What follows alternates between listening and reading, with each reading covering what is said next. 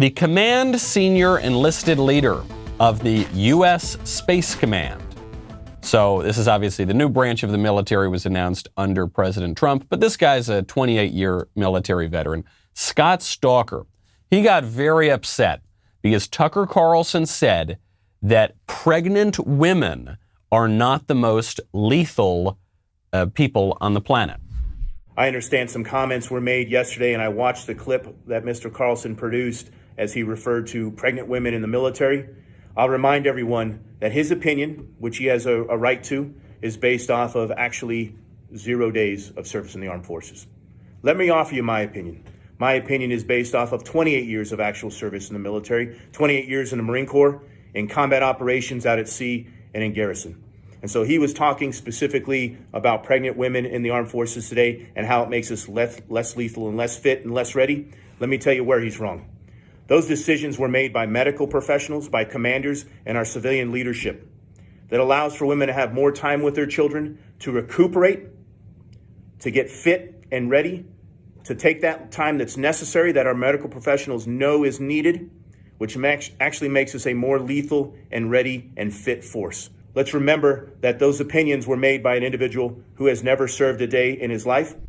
28 years experience this guy has. He's got an impressive credential. He's got this blue check mark on Twitter, which is reflective of his position as a senior enlisted leader.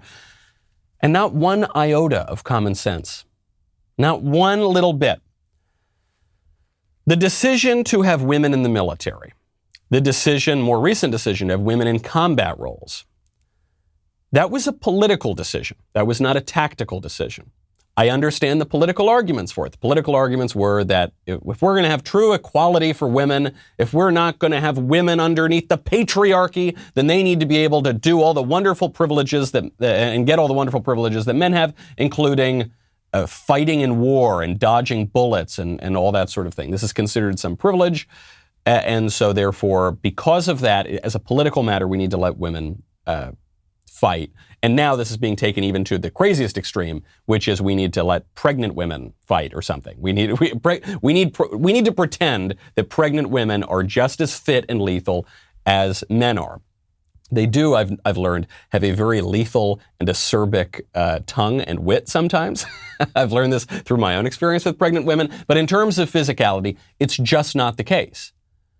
As a tactical matter, men are bigger, faster, and physically stronger than women, and certainly than pregnant women. There's no question about that. The whole reason that we're even debating the trans women, right, the men playing in women's sports issue is because men beat women in women's sports, because men and women are different and men are physically stronger than women. Now you'll notice here, this guy, Stalker, he's coming there, he's in his uniform, he says, look, Tucker Carlson, that guy never served a day in his life, not like me. So that journalist, he has no right, sure, he can have his opinion, but he's wrong, he's never served ever in his life, and I'm going to debunk his arguments. And then what does he do?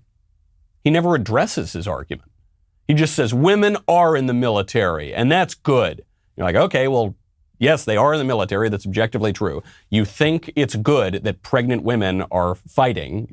I don't think that's good. I think that's bad. And then he sort of says, he's like, and they need to rest up so they can be physically fit again. You say, well, that's not what anybody's even talking about, Mr. Stalker. So then there was a little bit of a backlash. Stalker decides he's going to issue a non-apology apology. Wow. Last 24 hours have been pretty intense for me, ladies and gentlemen. And I just wanted to briefly say thank you to everyone that wrote me, that everyone that called, texted, sent me a message on Twitter or Facebook. I appreciate it. And I even appreciate the fact that those of you who had different opinions posted those as well. What I won't do is engage in a personal attack with Mr. Carlson or anybody. I don't believe in doing that. I think that my comments stand on themselves. I was making a non-political statement about my service members and teammates in the United States Armed Forces. I don't make political comments, and I certainly don't attack our media. I think they have a right, and it's a necessity of this nation to have a fair and free press. And so, Mr. Carlson and everyone that's reporting stories, please continue to do so. I think it's important that I just make a comment that I say my comments are based on 28 years of service. He doesn't have any service. That does not mean his points aren't valid. And so I think everyone has a right to their opinion. does not mean his points aren't valid. I mean, my whole video was about how his points aren't valid. And look, I'm saying it's not a personal attack. I mean, my whole video was personally attacking Tucker Carlson. But look, it wasn't political, okay? Even though my entire video was making political points. Notice how quick that guy took his uniform off.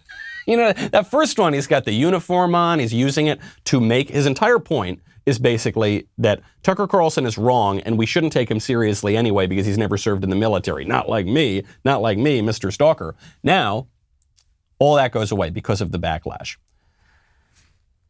The whole video was claiming that Tucker's points are invalid. The military would seem to disagree, though. There's a new report out. Research showed that the Army Combat Fitness Test, it's the same one for male and female soldiers, was leading to lower results for women. An early Pentagon study, this is according to the Telegraph, said that women were failing the ACFT at a rate of 65%, while 90% of men were passing the ACFT. I'm not saying this to denigrate women. I'm sure these women are extremely strong, but men and women are different, and men are physically stronger than women. That is why, historically speaking, warriors have been men. This is outrageous. I mean, this guy should obviously lose his leadership position. There is no question about that. He should have his Twitter account taken away from him by his bosses in the military, right? By the top brass. But also he should lose his leadership position. This is an incredible abuse of power, and it's also just profoundly stupid. What he's saying doesn't make any sense, and it is so dispiriting for supporters of the military to listen to this woke nonsense out of someone who's in a leadership position. It would be good if this guy could apologize, but he can't apologize because our culture has made that almost impossible. I hope you enjoyed that clip from the Michael Knowles Show. To check out the full episode, hit the link in the description or download the Michael Knowles Show wherever you listen to podcasts.